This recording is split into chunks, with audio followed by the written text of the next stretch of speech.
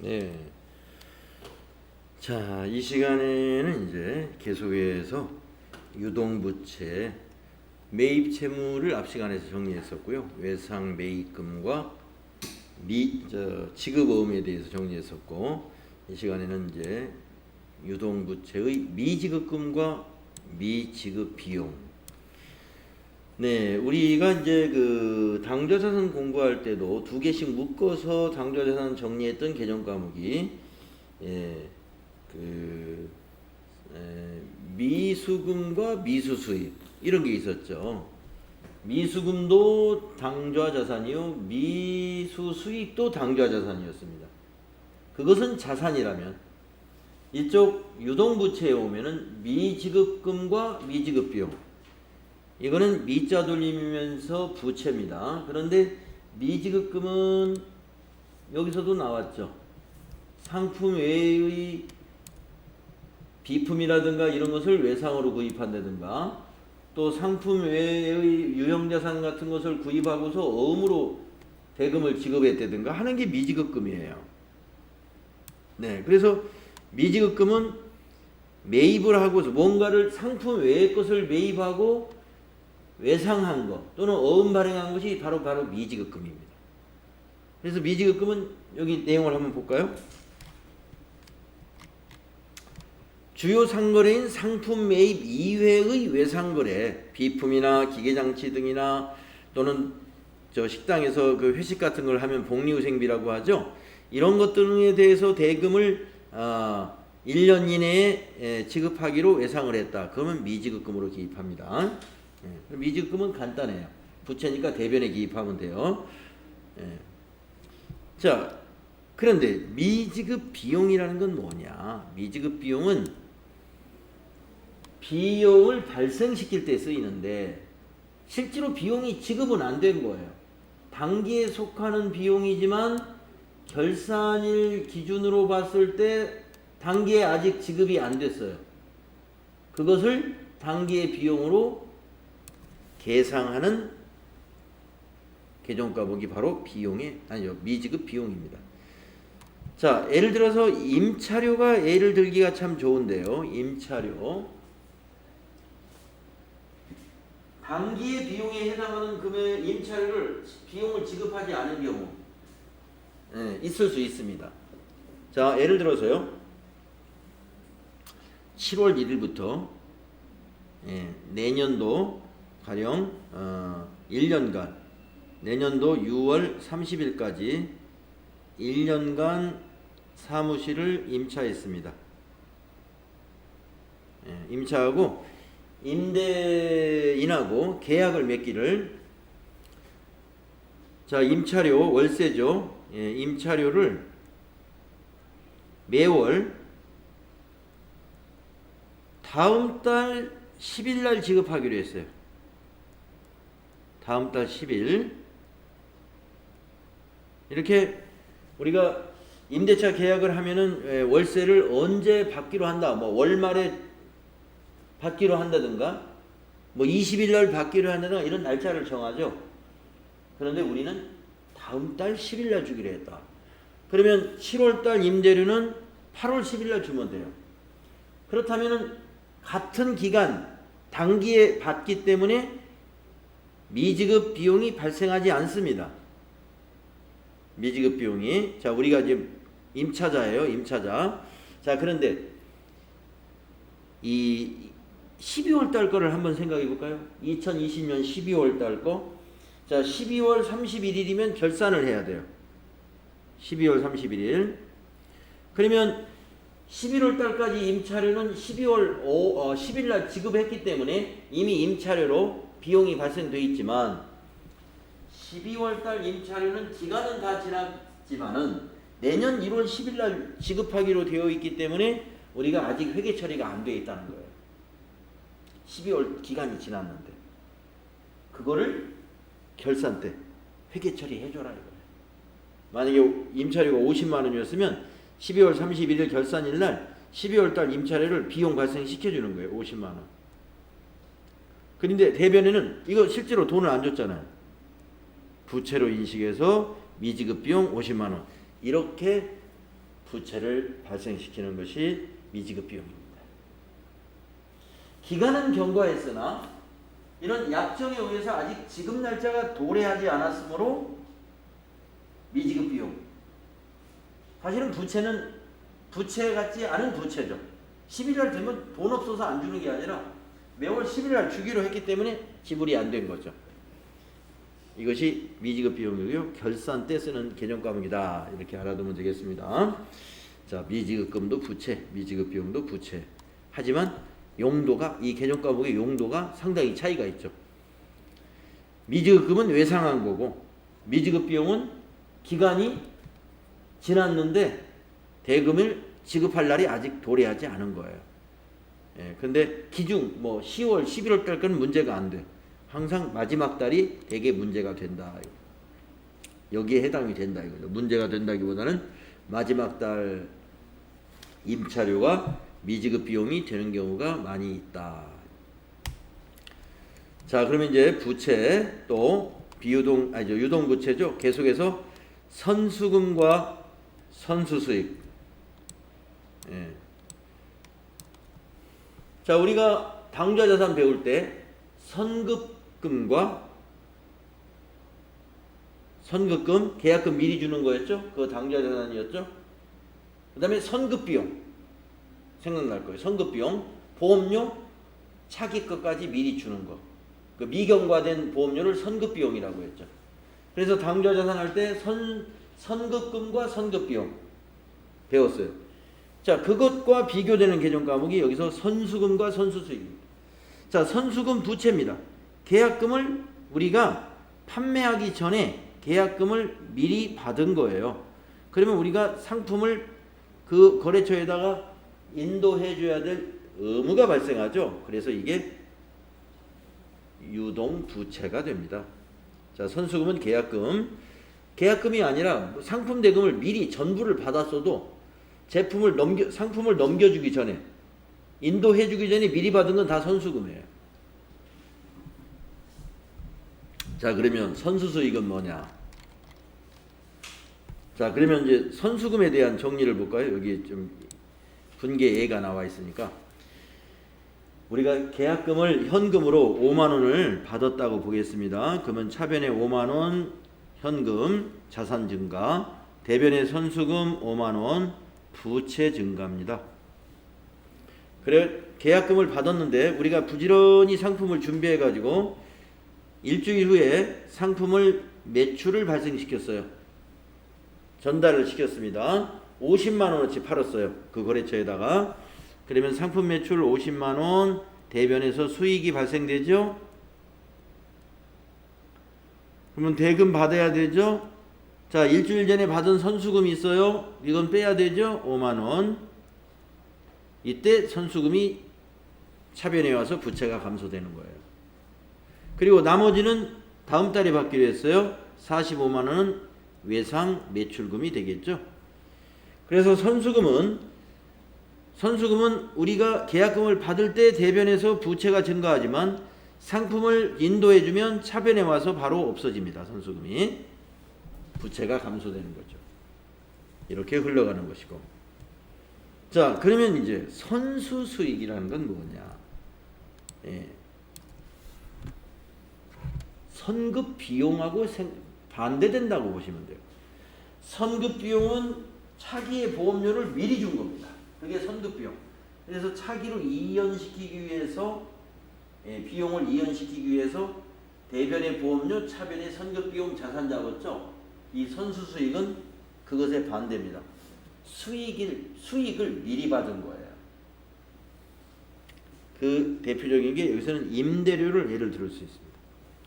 아까 저 위에서 미지급 비용에서는 임대료를 후불로 우리가 임차인의 입장에서 후불로 주는 경우에 예를 들었다면 그 반대의 입장, 임대인 입장에서 임대해주는 사업자 입장에서 선수수익은 뭐냐?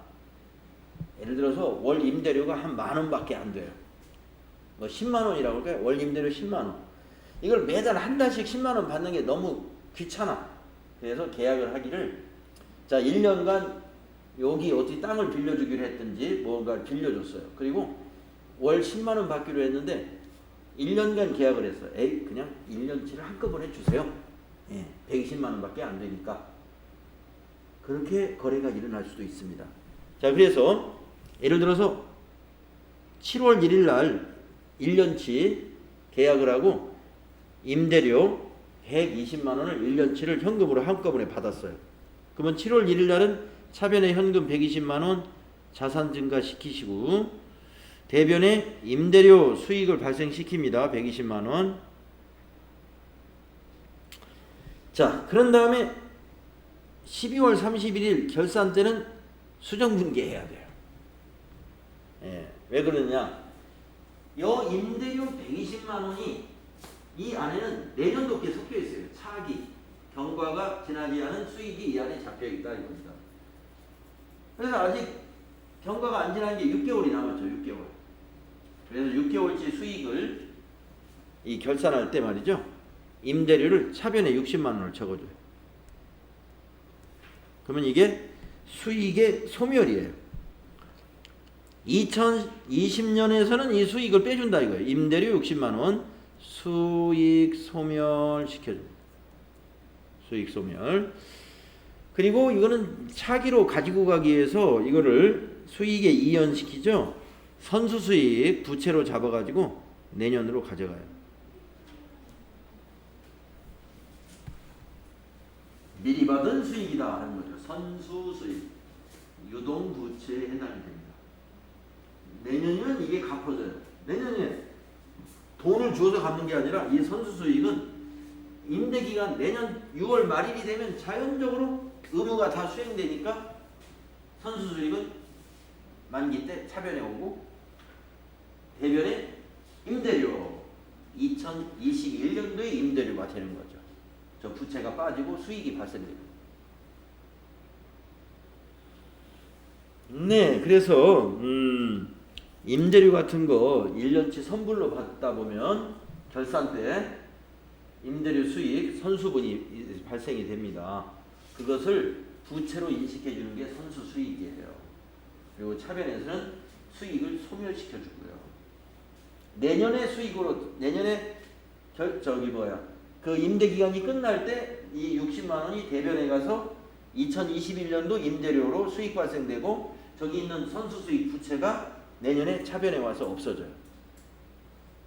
그렇게 해서 이 거래가 끝나는 거예요.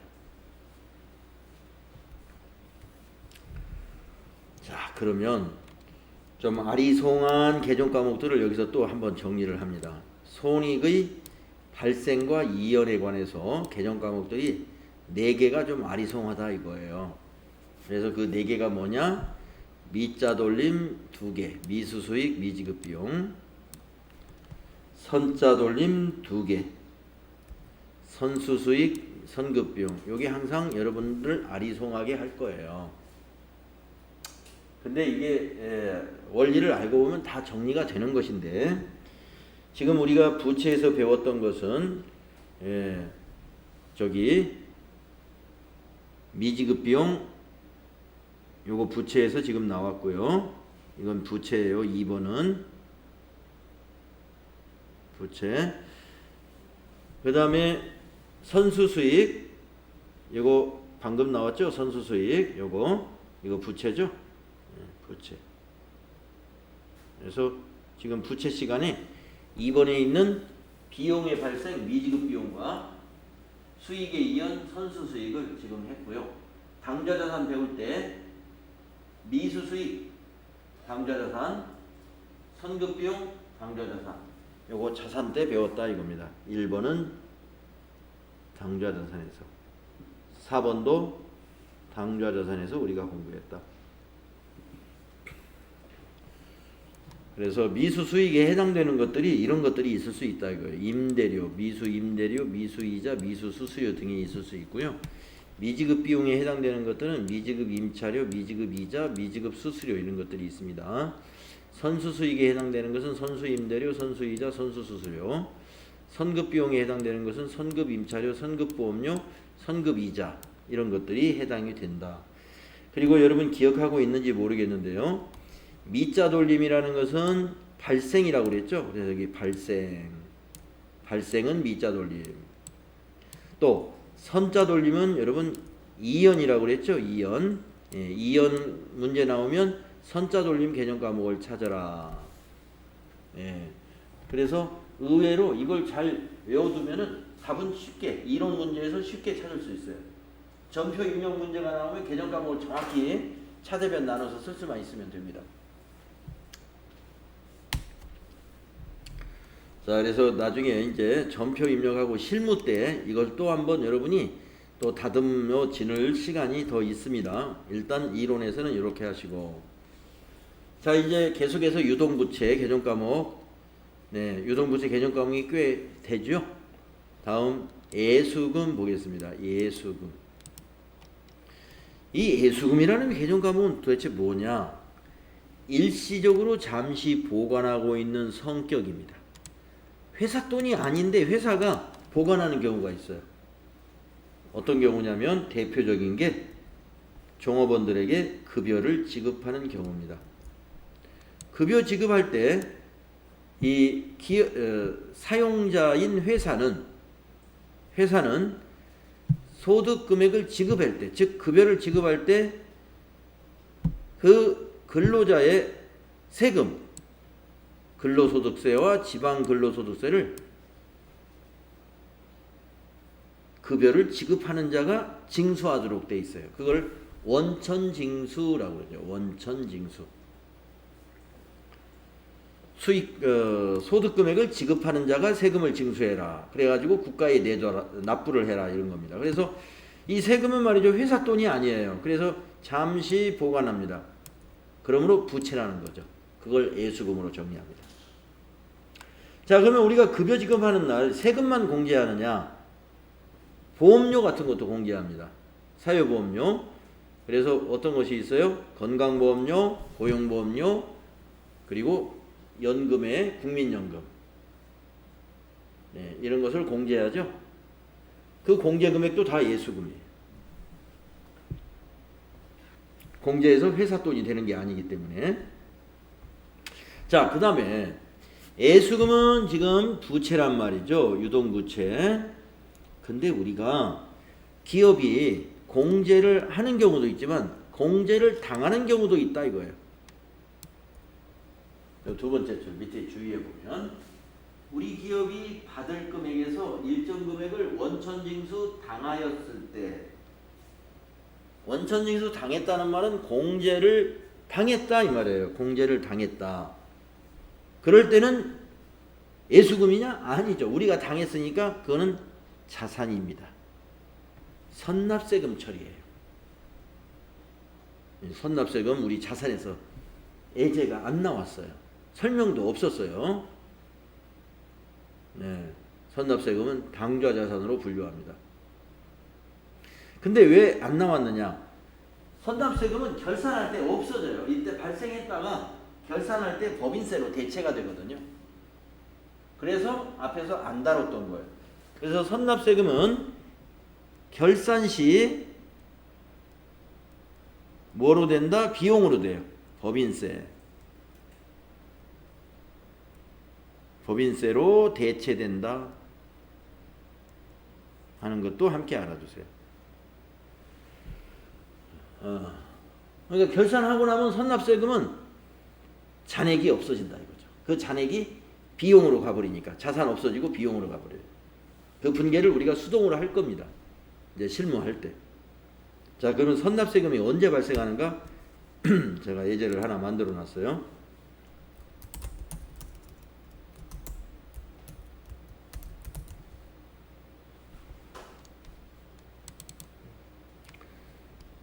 자, 요 예제를 한번 잘 보시면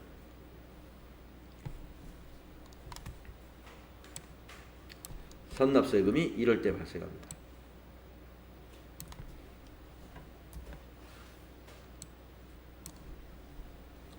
문제를 한번 보면요. 당사는 7월 8일 날, 오늘 날짜네요. 정기예금이 만기가 되어서 아래와 같이 정산했다. 우리가 기업이든 개인이든 정기예금을 해놓고 만기 날이 되면 은행에 가죠. 그럼 은행에서 딱 정산해 주잖아요. 자, 정기예금이 1억 원짜리였어요. 그래서 이자가 1년치 200만 원 발생을 했어요. 그리고 은행에서 10만 원이 소득세라고 뗐습니다. 이자 소득에 대한 세금을 뗐다. 보시고, 세금은 이 세금을 차감한 금액을 보통예금에 입금받았어요. 보통 이렇게 정산을 합니다. 자, 그랬을 때 회계처리 어떻게 하느냐.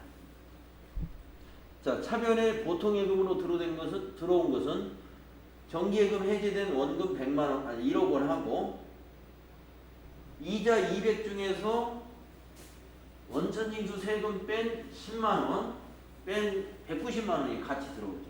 그래서 1억 190만 원이 보통예금으로 증가됩니다. 그리고 원래 정기예금, 이 투자자산은 1년짜리니까 투자자산이 아니라 이제 단기 금융상품이었죠. 그 정기예금이 만기가 됐으니까 없어지죠. 정기예금이 감소합니다.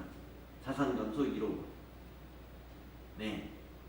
그리고 이자에 대해서는 뭐예요? 이자 수익이 발생했죠. 그래서 공제하기 전에 전체 이자 수익을 발생시켜요. 200만 원. 그런데 세금을 우리가 징수당했죠.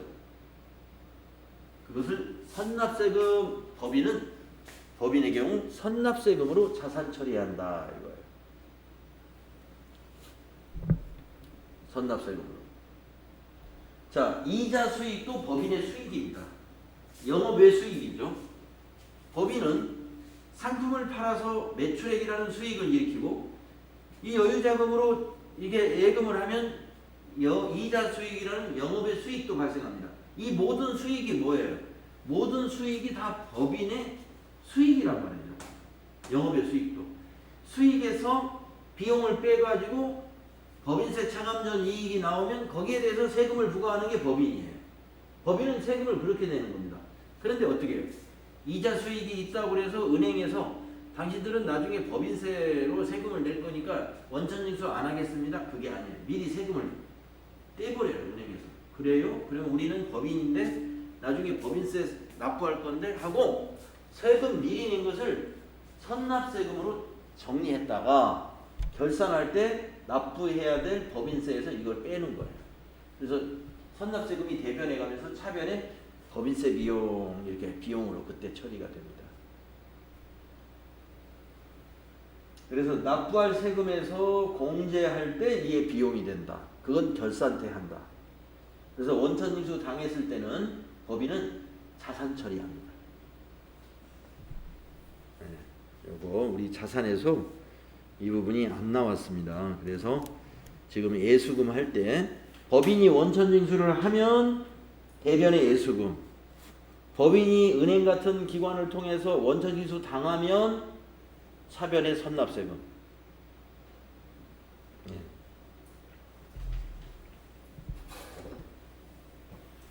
이것을 우리가 기억해 주셔야 되겠다.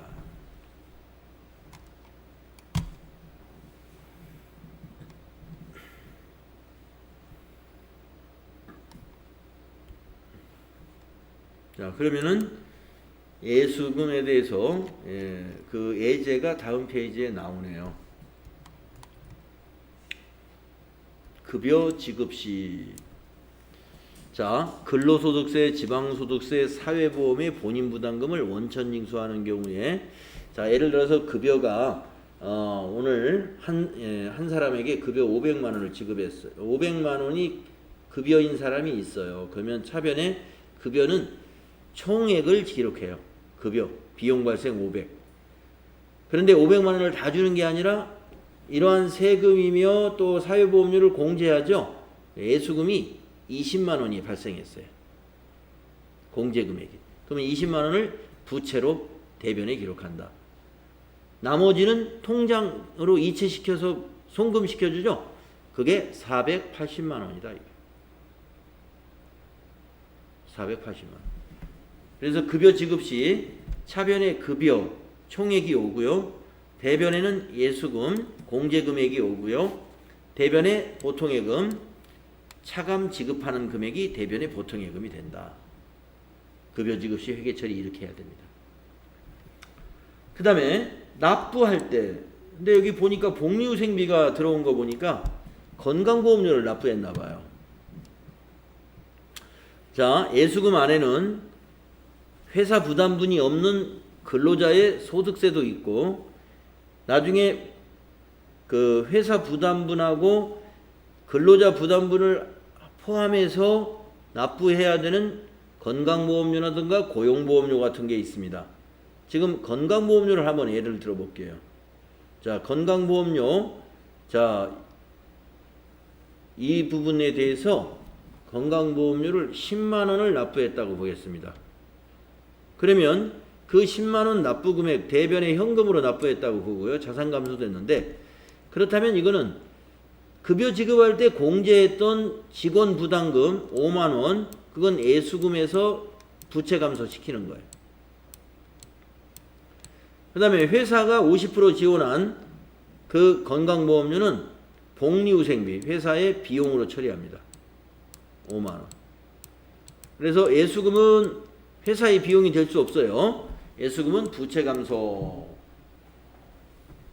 이거는 직원이 부담한 거니까. 여기서 본인 부담금이라는 건 직원을 말해요. 회사가 부담하는 것은 회사 비용, 복리후생비.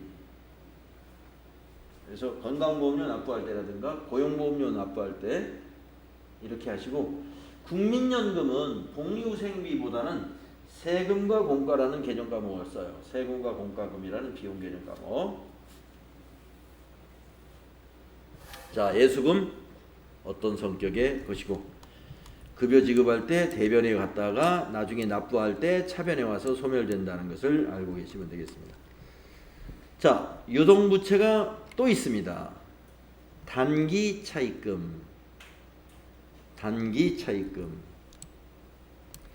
자, 우리 단기 차입금은 우리 회계의 순환 과정할 때 한번 예를 들었었죠. 상환 기간이 1년 이내에 도래하는 차입금을 단기 차입금이라 그러죠.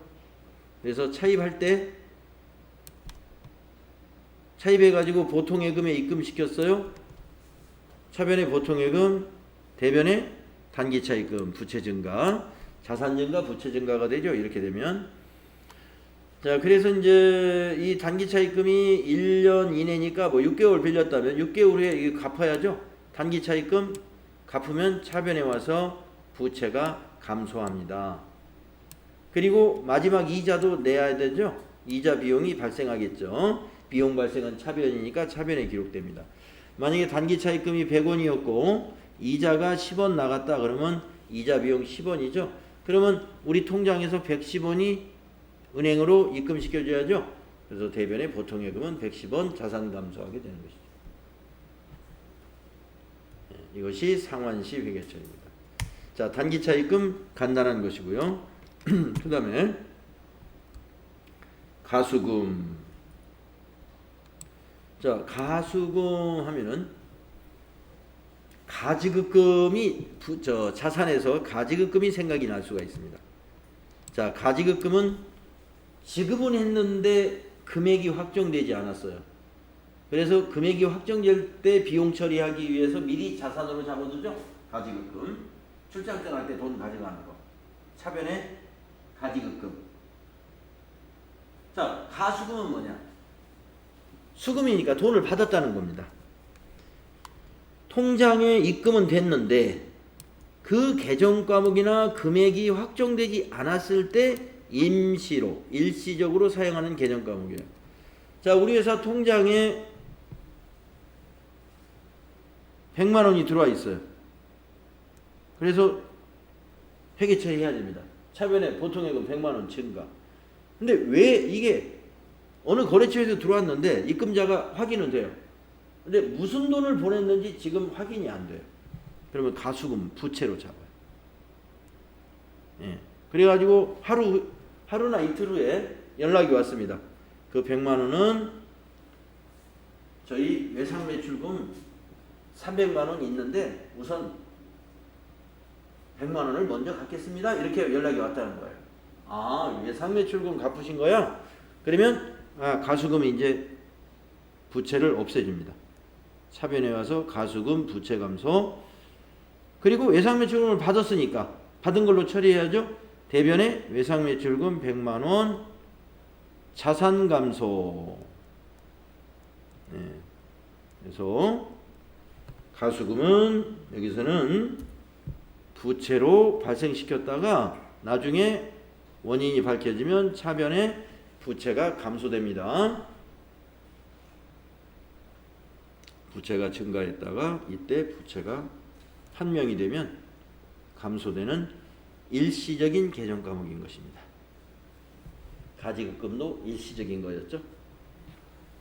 자, 가수금 유동부채였습니다. 자, 이제 아마 유동부채의 마지막 개정 과목 같아요. 유동부채의 마지막 개정 과목.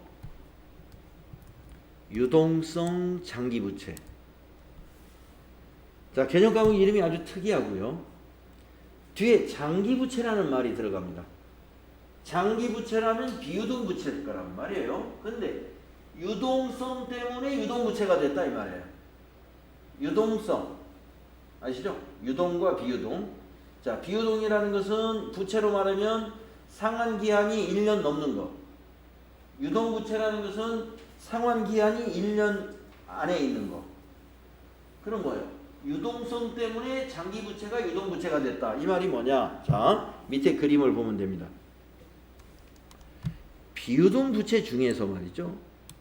이번 결산일 기준으로 보니까 상환기한이 1년 이내에 도래했어요. 그거는 유동부채로 이걸 재분류해 줘야 돼요. 그러니까 이 장기차입금이 비유동부채거든요. 장기차입금은 처음에 차입할 때는 대변의 장기차입금이 되고요. 대변의 장기차입금이 되고요. 자, 2년간 돈을 빌렸다고 볼까요? 2년간? 그러면 2019년도에 2년간 돈을 빌렸어요. 은행에서. 그러면 2019년도 지나고 2020년도가 됐다고 볼까요? 그러면 이제 1년 지났습니다. 1년 지나서 결산하는 날이 왔어요.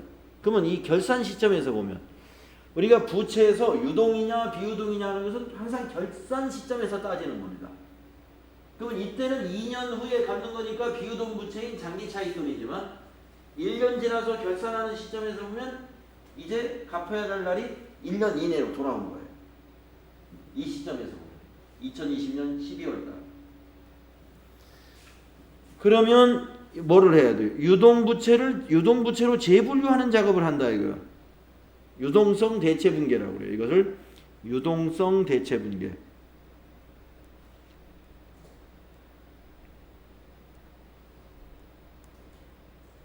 유동성 대체분계. 유동부채로 재분류하니까 어떻게 해야 될까요?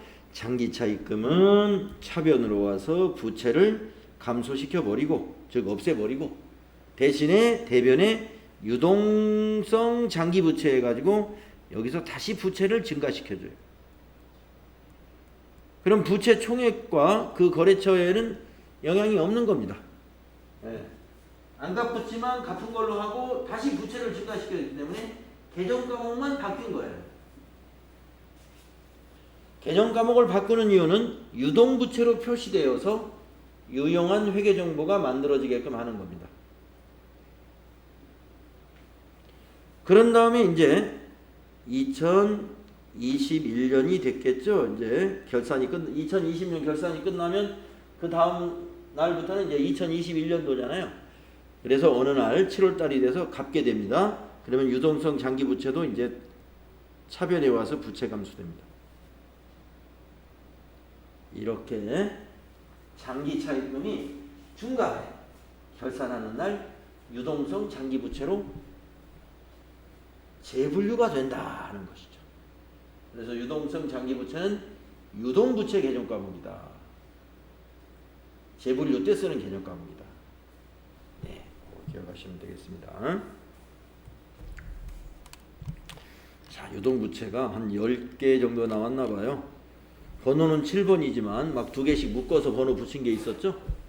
네, 선수금과 선수수익 해서 두 개 묶어놨었고, 미지급금과 미지급 비용 해가지고 두 개 묶어놨기 때문에 뭐 한 10개 정도.